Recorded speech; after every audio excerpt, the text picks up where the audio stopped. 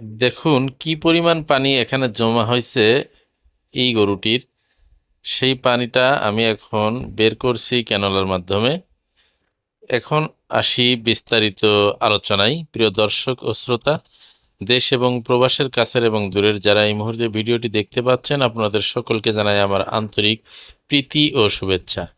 প্রিয় দর্শক, এই যে গাভীটি দেখতে পাচ্ছেন, এই গাভীটি আজ কয়েকদিন যাবৎ সে এইভাবে পিছের বাম পা খুঁড়িয়ে খুঁড়িয়ে হাঁটছে, যা আপনারা ভিডিওর মাধ্যমে দেখতে পাচ্ছেন। আর এই খুঁড়িয়ে খুঁড়িয়ে হাঁটার কারণ হচ্ছে অন্য একটি গরু তাকে পিছে রানের উপরে যে জয়েন্টটা থাকে, এই জয়েন্টের ওখানে আঘাত করছিল। আর সেই আঘাতের কারণেই গরুটি পড়ে যায়। আর পড়ে গিয়ে ওই রানের উপরে জয়েন্টের ওখানে সে বেশ ব্যথা পায়। আর সেই ব্যথা থেকেই সে এক পা খুঁড়িয়ে খুঁড়িয়ে হাঁটছে। এবং এই যে জায়গাটি দেখতে পাচ্ছেন, এখানে কতটা ফুলে আছে দেখুন। এই যে অনেকখানি ফুলে আছে এখানে, তার মানে এখানে ভিতরে পানি জমা হয়ে আছে। সেটা এখন আপনাদেরকে বের করে দেখাবো।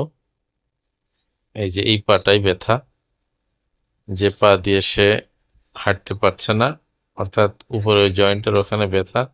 এই যে দেখুন, পানি কিন্তু বের হচ্ছে। এই যে দেখতে পাচ্ছেন, অনেক পানি বের হচ্ছে এখান দিয়ে। এবং আমি পুরাটা পানি চেপে চেপে বের করার চেষ্টা করছি। ইনশাল্লাহ